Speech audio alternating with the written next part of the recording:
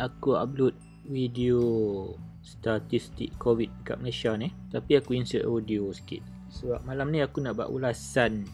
Ada yang last page punya aku nak buat ulasan, tapi sekali aku jalan je lah.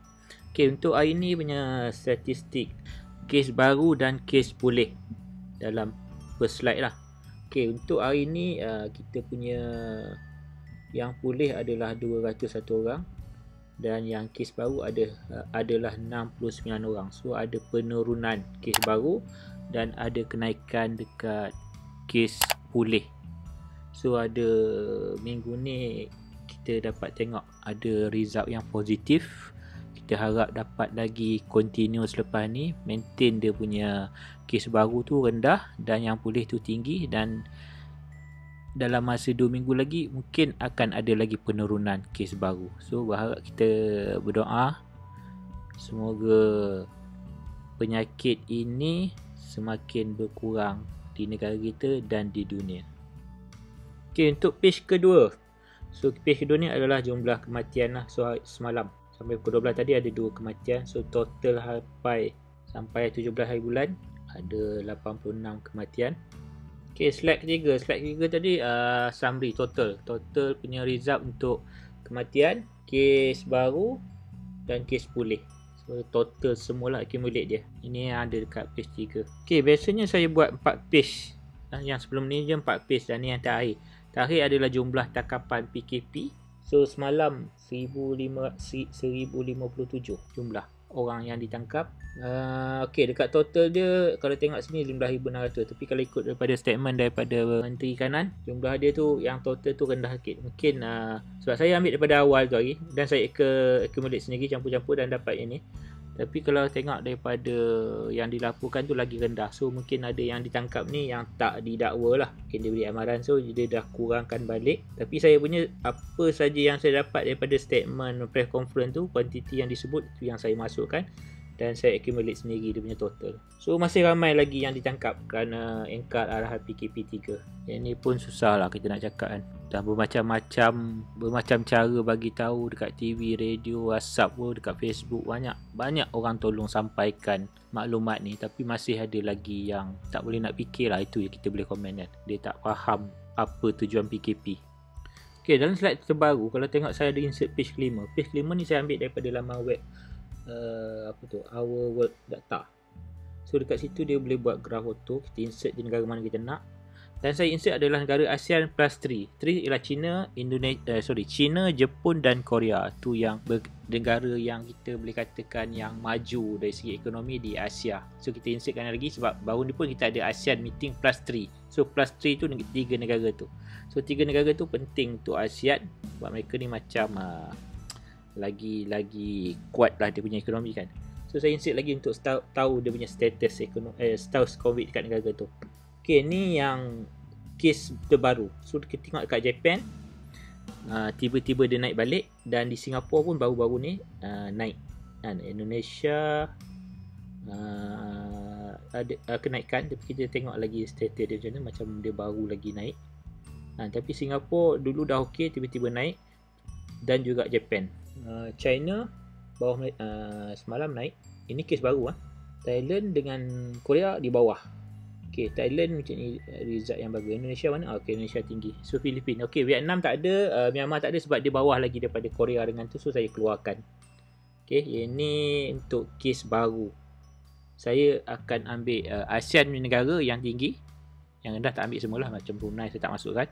Tadi apa? Vietnam tak masukkan sebab dia rendah. Yang tinggi dan 3 negara plus 3 tadi. Jepun, Korea Selatan dan China. Ok, kita tengok next slide, ada yang menarik. Ok, ini adalah daily punya average rolling 3 day. Maksudnya 3 hari punya average kematian, jumlah kematian. Sama juga tadi, 3 negara tadi. Apa mana? Ok, 3 negara ASEAN plus 3. Tapi ASEAN yang top rank lah. Ok, tengok China kat mana. 16 hari bulan. Ni semalam punya, bukan hari ni, 17.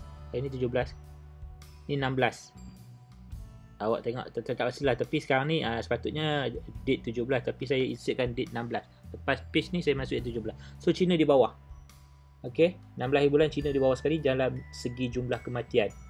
So Malaysia saya tanda yang kuning tu, bawah Korea, Thailand, Singapura kat situ lah, Japan, Filipin dan Indonesia. Ni jumlah kematian bukan kes baru, ada beza dengan slide tadi Okey, kita akan tengok yang kita tengok hari ni punya data pula. So bila saya ambil tadi data ni, saya terkejut. Saya tak tengok news yang hari ni sangat lah. Saya terus, biasanya memang COVID Malaysia saja, yang lain tu saya ambil data lah, saya tak baca news. Tapi bila saya masukkan, saya tengok China punya ada pelik. Tiba-tiba 400 lebih kematian untuk hari ni, tiba-tiba mengejut. Jadi saya insert data negara yang dia punya jumlah yang meninggal tu lebih kurang China, tapi tak ada. Yang paling tinggi US, tapi jauh sangat tinggi dia. Yang paling hampir adalah Belgium dengan Jerman. Sebab kita nak tengok sebenarnya macam mana trend dia sebenarnya tu. Sebab China tiba-tiba keluar tinggi kan, maksudnya ada yang tak kena dengan data daripada China. So lepas saya Google ada news lah. So dia punya news tu saya insert kat last kali slide nanti Okey, dekat China dia katakan dia orang mengkategorikan kematian tu salah. Dia bagi atas bukan COVID punya isu, benda lain. Tapi bila dia check, dia kata reason lambat keluar apa. Sebenarnya nanti tengok dekat last. So bila dia betulkan balik, dia kata kerajaan China betulkan balik selepas komplain daripada US lah, dia kata. Tak tahu mana betul-betul, tapi dalam news macam tu dia kata US komplain, baru dia betulkan balik dan tiba-tiba mengejut lah. So kalau kita ambil base yang Belgium dengan Jerman, kita boleh nampak trend dia lebih kurang macam tu lah.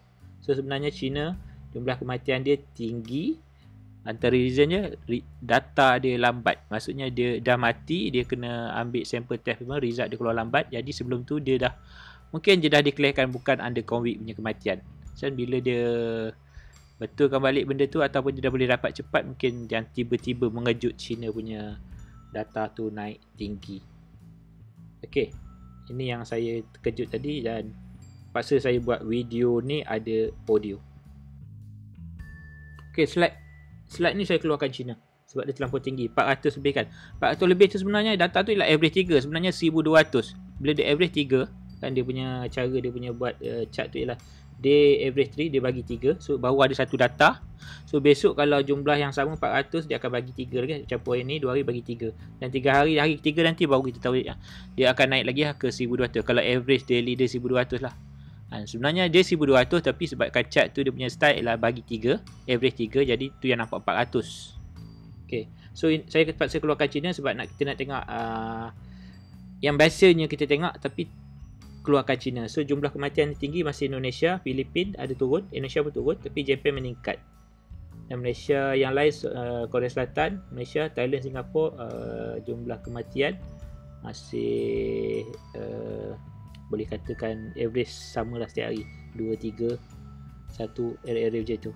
Tapi di Indonesia, Filipin, Jepun ada peningkatan. Padahal Filipin ni lagi awal dia dah buat apa lockdown semua kan. Tapi bila saya tak tahu detail tapi kalau kita tengok Indonesia, Filipin, Japan mungkin sama isu dia sebab dia orang terpaksa buat Indonesia belum, Japan dan Filipin mungkin dia dah kurangkan lockdown dan menyebabkan benda tu naik semula. Tu yang Malaysia pun tak buka balik PKP 3, dia ketatkan lagi sebab kita ambil daripada negara lain punya history dan kita cuba elakkan benda tu dari berlaku kat negara kita.